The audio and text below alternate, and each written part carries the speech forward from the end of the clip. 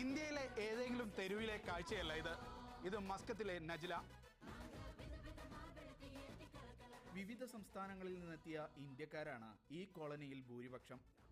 ദേശഭാഷാ വ്യത്യാസവും ജാതിമത ഭേദവുമില്ലാതെയാണ് ഇവിടുത്തെ ആഘോഷങ്ങൾ. ഇത് ഞങ്ങളുടെ നജ്ല. ഇവിടെ 36 ഫാമിലിയാണുള്ളത്. 8 മലയാളി ഫാമിലീസും ഉണ്ട്. പക്ഷെ ഞങ്ങൾ എല്ലാ ആഘോഷങ്ങളും ഇവിടെ ആഘോഷിക്കും. ദീപാവലി കൂടുതലായിട്ട് ഞങ്ങൾ സെലിബ്രേറ്റ് ചെയ്യും. ഒരു ആഘോഷവും വിടാറില്ല. ചിരാതുകൾ കത്തിച്ചും വർണ്ണവിളക്കുകൾ തെളിച്ചും രാത്രി വർണ്ണാഭമാക്കുമ്പോൾ ഓരോ വീടിനു മുന്നിലും ചന്തമുള്ള രംഗോളികൾ വർണ്ണക്കോലമൊരുക്കും. പരസ്പരം മധുരം കൈമാറും. വീടിനകത്ത് ഒത്തുചേരലിന്റെ മേളം.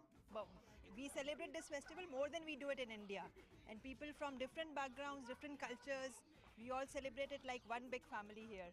ഉത്തരേന്ത്യക്കാരും ദക്ഷിണേന്ത്യക്കാരും ചേർന്ന് 2 ദിവസമാണ് ഇവിടെ ദീപാവലി ആഘോഷിക്കുക. വീടിനു മുന്നിലെ ഈ വർണ്ണവിളക്കുകൾ അടുത്ത മാസം ക്രിസ്മസ് ആഘോഷം കൂടി കഴിഞ്ഞ് അഴിച്ചുമാറ്റൂ.